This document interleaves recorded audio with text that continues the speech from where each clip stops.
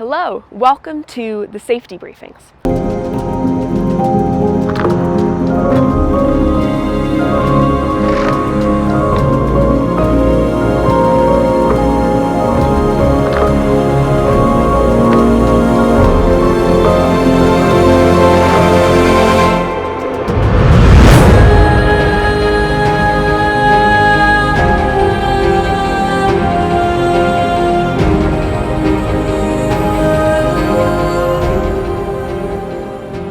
When participants arrive, we complete 4 safety briefings: emergency equipment, woman or man overboard, salon, and main cabin.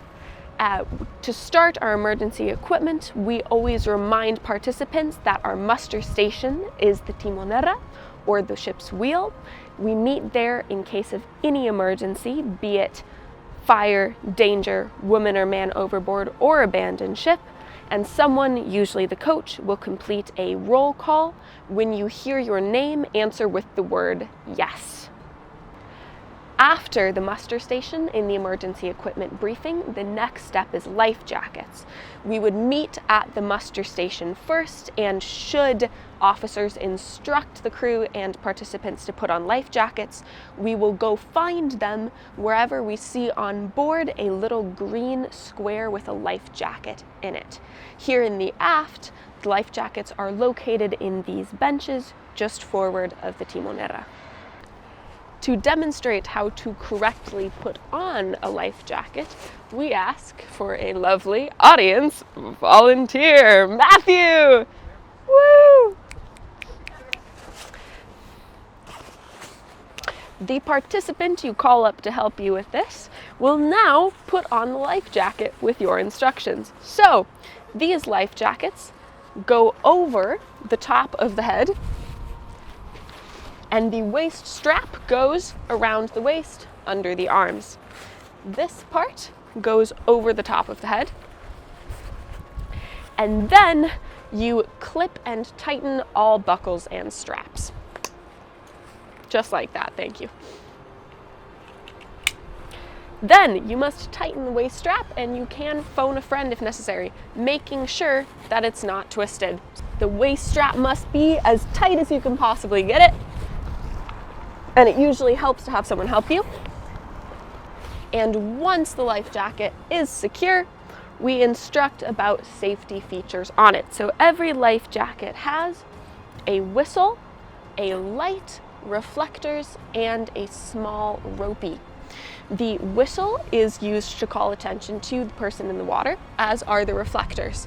The light auto activates when it hits water, and the ropey is to tie oneself to other life jackets of people in the water to raft up and create a bigger group. Next, we have immersion suits. There is an immersion suit in every bunk. In the event of an abandoned ship, you take your immersion suit with you. Like life jackets, we only grab them after we've come to the muster station and have received instructions to get them. So, we instruct participants how to put on an immersion suit, starting with laying it on the deck.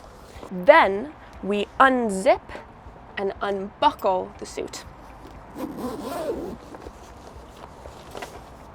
To put on the suit, the participant sits on the deck and puts their feet into the legs of the suit, pulling them to the bottom. Then they pull the suit down around their butt, and sweeping their legs behind them, come to their knees, where they will put their hands into the sleeves and shrug the shoulders of their suit around their body. Next, the participant will come to their feet, crossing their arms over their chest, and squat, fully zipping the suit and closing the face flap before closing the waist buckle.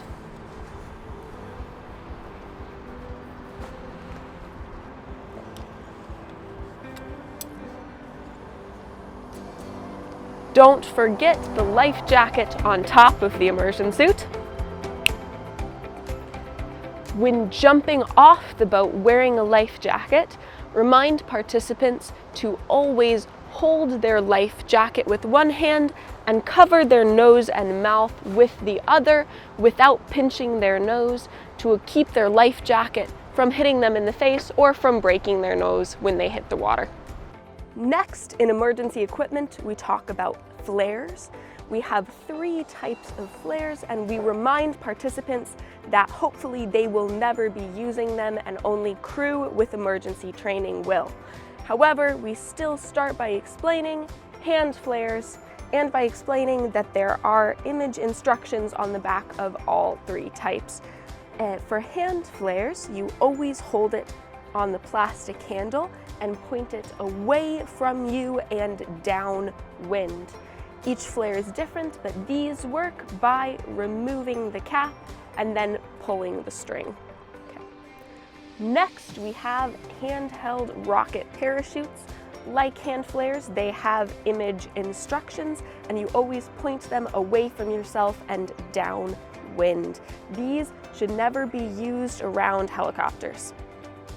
You take the top off and pull the string. Last, we have a floating orange smoke canister. These, we take the top off to demonstrate the string here.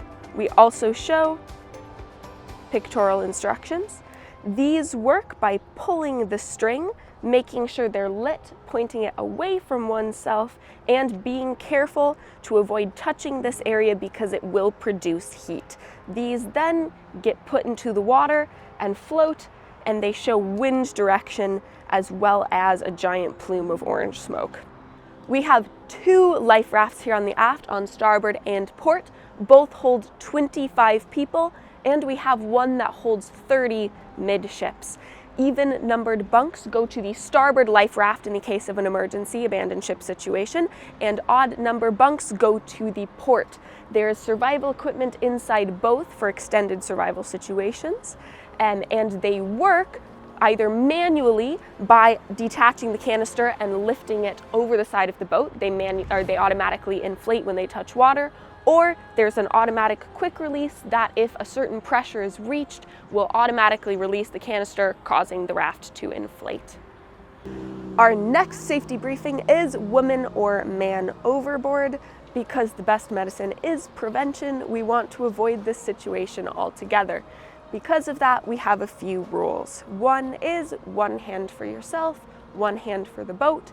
That means that you're always going to have 1 hand free and 1 hand to hold on to solid parts of the boat, so things that are wood and will not move, not ropes or lines.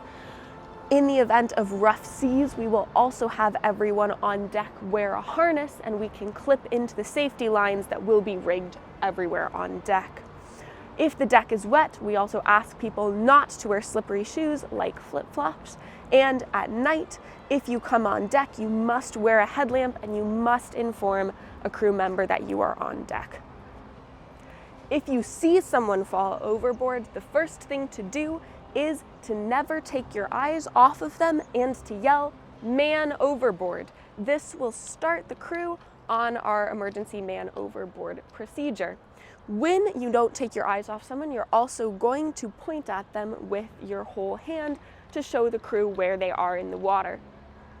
While the crew is completing a maneuver to bring the boat around to get them out of the water, if you come on deck and you see the person, you are also going to keep your eyes on them and point at them.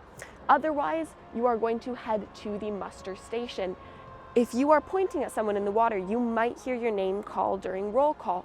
Try to not look away from the person overboard.